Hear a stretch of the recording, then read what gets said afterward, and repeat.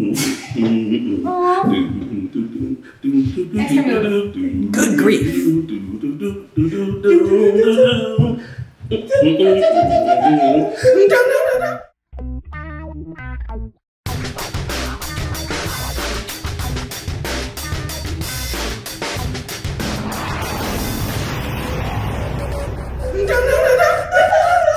Good evening, everybody. Welcome once again to another edition of the Community Class Interviews. And this is the very first, hopefully by the time you see it, the very first interview of 2023. And tonight we had to kick it off with the ever so energetic Miss Lauren. Hello. And that's nerdy. I mean, it's all right. See the energy that she just put out there? Like if you edit a rainbow, like make every color have its own texture. Like that's how you do it. Do you want to edit that? I don't know. I don't know how to edit videos or any of that. I just speak on them, and luckily my voice is loud enough. But it's not about my voice, brick rainbows, or Charlie Brown. Tonight it was about Miss Lauren sharing her knowledge, sharing her passion, sharing her, what do we want to call it? What do I want to call it? The maturity, and I gotta kind of go off on a tangent. Like I said, I met you 3 years ago here at Community Classes. For the very first time I ever saw you, you had more of a jazz funk kind of background and feel to what you were doing, which came across very, very apparent, but hip hop was there. Since then, your style, your teaching style, your presence, your command of the room has become really, really something else and very awe-inspiring, I gotta say. Thank you. She's still really tiny, but she acts like she's big. She acts like she's big, and it's wonderful. So, first question that I have for you is, how long have you been dancing and how long have you been teaching? How long have I been dancing? It is a cheesy but real answer. Forever. But taking dance classes since the age of 11. Okay. And I'm 24. So it's like years. 33. Yeah. 33 years. 13 years. So it's cool to say over a decade.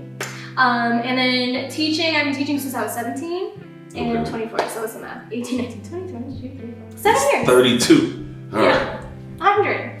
So yeah, 7 years of teaching and finding love within that. Understood. Okay. So again, I know your style is being more jazz funk. What is your base style, and what have you evolved it into in this current day? So yes, I was heavily into jazz funk, even though my first style was hip hop. So it happened, I was learning both at the same time.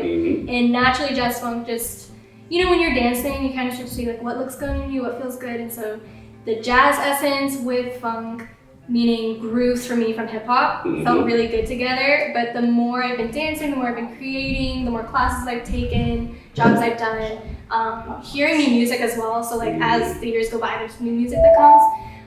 It kind of inspired me to hit things differently or accent things differently, and so my own knowledge of what I know has started to transform and mold. And it started giving me kind of like, even though it's hip hop, it still feels like I'm doing everything. Like there is one way it looks, and then it's another way that it feels. So I have a lot of like groove background, popping and locking. So sometimes even if I'm not popping, the angles of things that I do are all in my choreography. It's apparent. People who know the foundation will see it. And then I like to pick apart from the music that plays. So sometimes it might be, if it's like really, I don't know, smooth and their words linger for a long time, maybe that's when you start seeing more of my jazz funk side come out. If there's a ton of beats, I'm hitting all of them. Expect all of them being hit. Yeah. Long answer. Oh, it's not a long answer. It's just that's how my so brain much works. anxiety with the choreo. Although, exactly. I will say, tonight's choreography, you were a lot nicer than you could have been in times previous, or even in the last Steezy video that you did. with 3 choreographers, 1 song. Speaking of that video in particular, please, if you can, break down your process of where your energy flows to, from, and where it starts. Where does it flow to and where does it start? And where does it come from? Like, That's a good question. does it come from the left, but it's over here, and just start shooting that way, and you can wrap it around and flow, one of those. This is like choreography itself. Okay. So like, where did that come from, right? Exactly. The inspiration. Like, it truly is such a good question because sometimes it's always different. It could be like the song that did something. It could be something that just happened in my life that just made me go into choreographing a certain way. Yeah.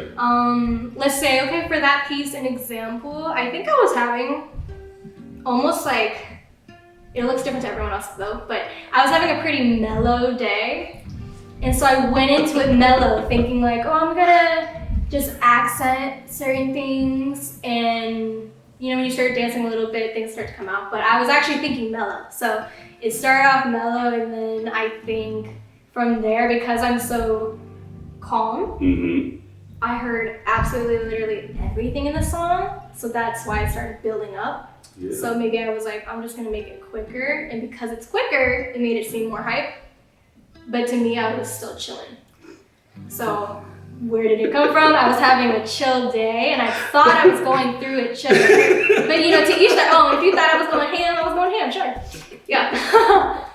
And then I'll just keep going through there. I think I did end though on a high. But starting from a chill mellow place. Okay. All right. So do you think that the time that you had, that everybody kind of had during these last 3 years has kind of molded how you listen to music, attack music, and appreciate music a little bit differently? Sorry, repeat the question.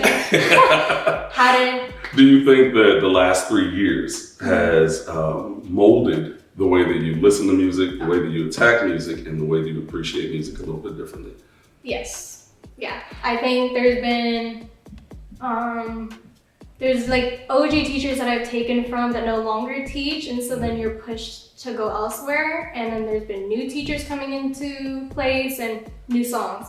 So with everyone's new style, new ways of teaching, new people in general, it's like changed a lot of how I think about certain things, which is amazing. But it can get overwhelming with like, well, what do I want to take away from it? So I kind of just let it happen naturally. If I like leave that class and felt like, ooh, I really like the way this feels for this type of music, then I keep that with me. So I almost have like tabs on how I want to dance to each song, or how maybe like if I have a certain feeling one day, that's how I'm gonna make choreography. So within the last 3 years, having all these different people, different songs, different studios being open, it's completely, done like a huge change shift. So you saw me go from jazz funk to like, I'm like heavy into hip hop now.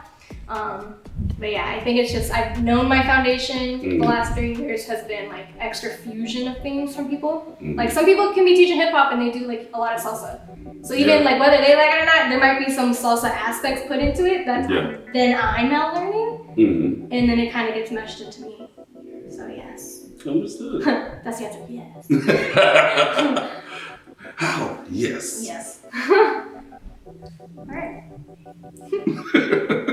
So, almost done. This should be an easier question. Where do you see yourself in your dance journey in 2 years? In 2 years. That's pretty soon. I think I see myself, and who knows, but traveling like crazy with teaching. Didn't spend all. With teaching, as well as forming my own program. Nice. So because I care so much about teaching the next generation, I'm starting to have my ideas right now. You know, maybe this like manifesting right now for 2 years later. That I want to start having my own group of dancers that I can give full attention to and all my knowledge to, and just have it dedicated time and space for them. Okay. Yeah. So what advice would you give any of the new generation of dancers that is coming up, and that's basically from ages 15 to, well, no, let's even go a lot younger, 13 to about 19 years old. What advice do you give them for their journey? I would say to keep at your own pace and know that it's your own journey. So everyone's is going to look different.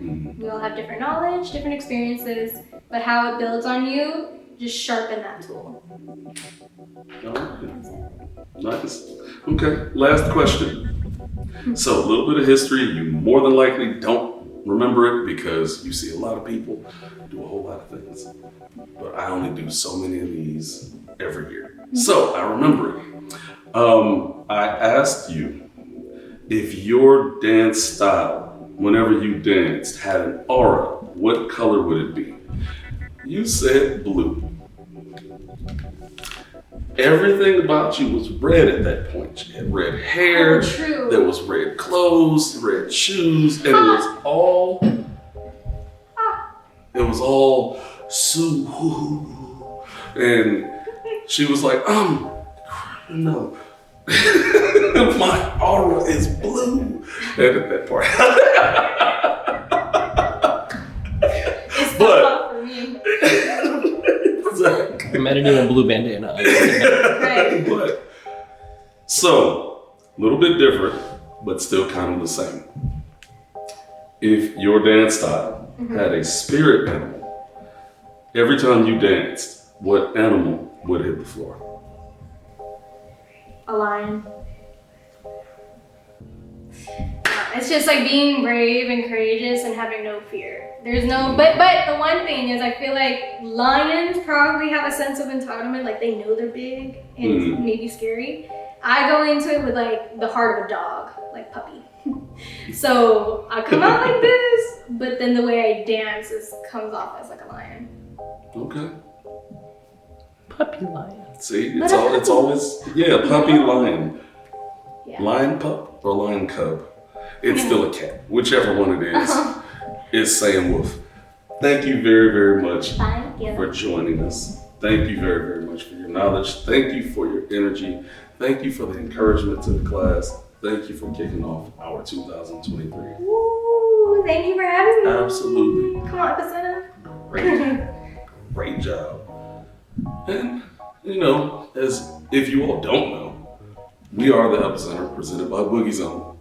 And the community class is all about bridging the gap, because it's not about how many followers you have, it's all about the next generation's leaders. CJ's over there. I